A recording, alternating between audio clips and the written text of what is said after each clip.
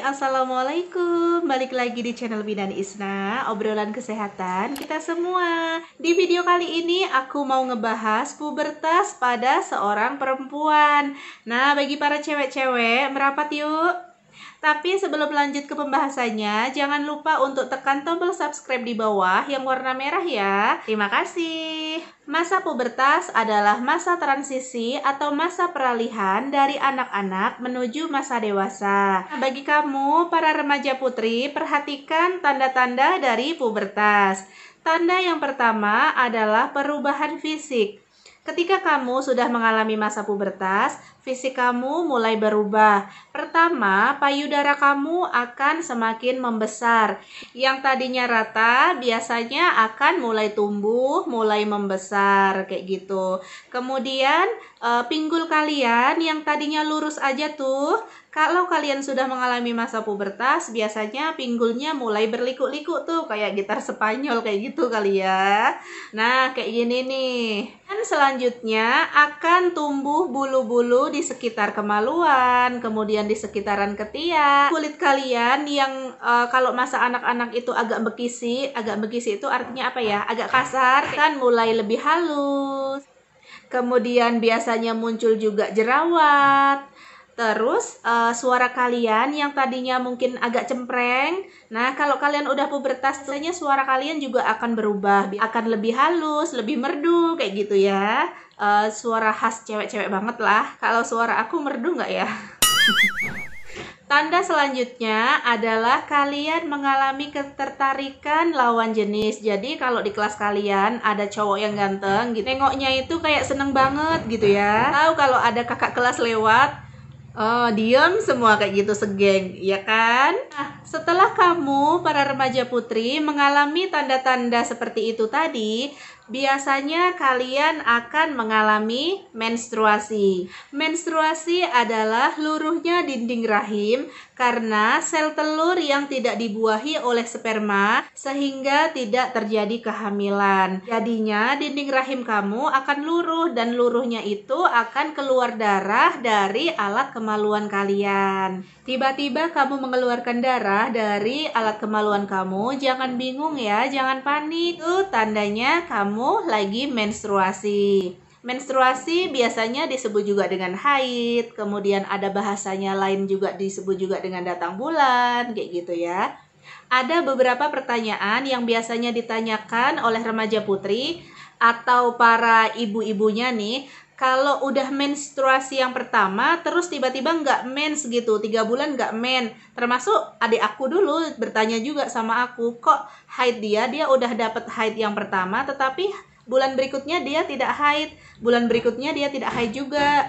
Baru setelah 3 bulan dia baru mendapatkan haid lagi. Nah, nggak apa-apa, itu hal yang normal. Jadi, bagi kamu para remaja putri, ketika kamu sudah mengalami mens yang pertama kali, biasanya siklus kamu tidak langsung teratur setiap bulannya. Ada yang 3 bulan kemudian baru haid, ada yang 6 bulan kemudian baru haid, kayak gitu ya. Tetapi itu masih normal. Penyebabnya karena hormon kamu belum stabil. Kamu perlu waspada apabila di usia di atas 18 tahun kamu belum juga mendapatkan menstruasi.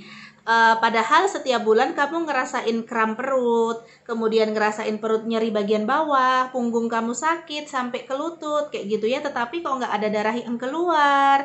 Nah, kamu perlu periksa ke dokter, siapa tahu selaput darah kamu atau himen kamu ini jenis himen imperforata kayak gini. Nah, kalau himen kamu atau selaput darah kamu menutupi seluruh lubang vagina kayak gini, darah mensnya nggak bisa keluar. Biasanya dokter akan melakukan insisi atau sayatan kecil sebagai jalan darah haid untuk keluar. Lalu ketika kamu sudah mengalami masa puber, fisik kamu udah berubah, kamu udah mulai ngalamin ketertarikan sama lawan jenis, terus kamu udah mens, apa yang perlu dilakukan?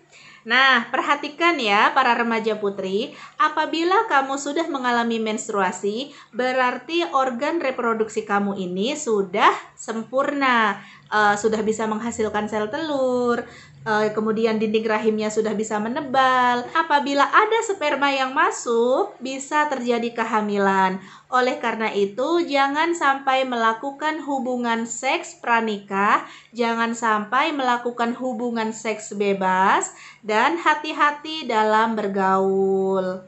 Kalau kalian melakukan hubungan seks pada usia remaja, di usia dini, terus kalian hamil, dan kehamilan kalian itu kan tidak kalian kehendaki, dapat berdampak pada kehidupan kalian. Kehamilan yang tidak dikehendaki pada usia remaja bisa berdampak pada masa depan kamu. Kalau kamu masih sekolah, otomatis kamu jadi batal sekolah, putus sekolah, kan rugi banget, sayang banget kan?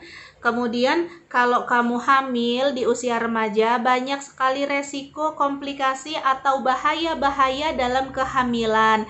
Bisa keguguran, pendarahan, kemudian persalinan yang beresiko karena umur kalian masih terlalu muda.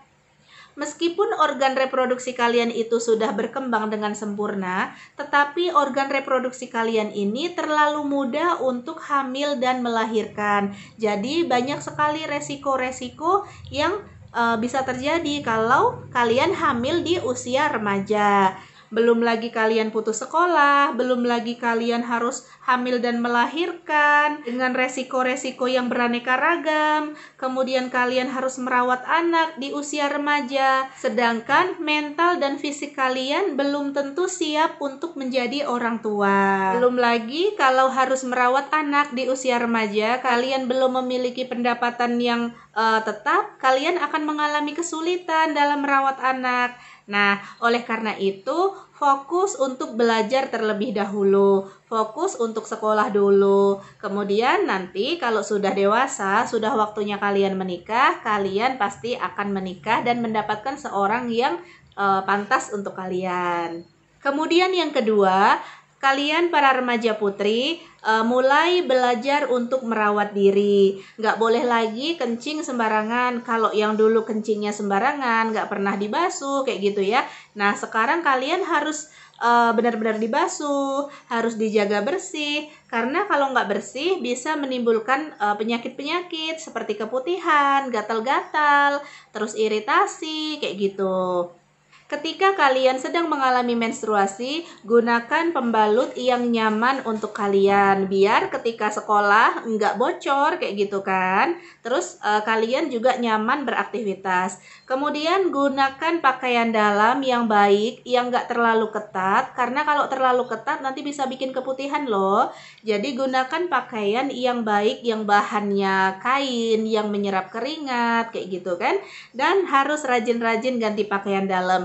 Nggak boleh satu pakaian dalam itu dipakai full seharian, minimal ganti 3 kali kayak gitu. Biasanya pada saat mens itu area kemaluan kalian akan ada rasa gatal sedikit. Itu tidak boleh digaruk ya, tidak boleh, karena bisa menyebabkan iritasi dan lecet, tetapi dibasuh dengan air hangat kayak gitu. Tidak perlu menggunakan sabun-sabun pembersih area kemaluan karena dapat membunuh bakteri yang baiknya, jadi nggak ada yang melawan bakteri jahat. Ketika kalian sudah mengalami masa pubertas, jangan lupa untuk makan makanan yang bergizi. Nantinya ketika dewasa kalian akan mengalami kehamilan. Apabila dari sekarang kalian sudah makan makanan yang bergizi, kebutuhan gizi kalian terpenuhi, pada saat kalian nanti hamil di usia dewasa setelah menikah, maka kehamilan kalian akan sehat. Nah, oke, mungkin itu aja yang bisa aku sampaikan. Kalau ada pertanyaan, boleh tulis di kolom komentar ya. Jangan lupa untuk like, komen, dan subscribe. Terima kasih. Wassalamualaikum.